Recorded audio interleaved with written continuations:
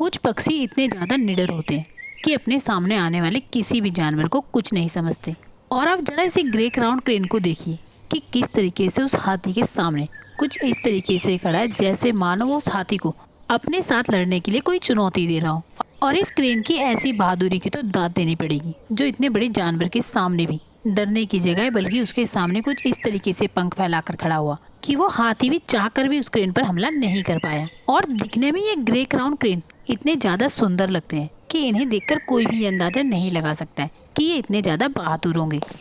और इन क्रेन की बहादुरी का अंदाज़ा अब इसी वीडियो को देखकर लगा सकते हैं कि किस तरीके से वो हाथियों का झुंड उन क्रेन के सामने खड़ा होने के बावजूद भी वो क्रेन वहाँ से उड़ने की जगह इस तरीके से पानी पी रहे हैं जैसे मानो वो हाथियों को देख ही नहीं रहे हों।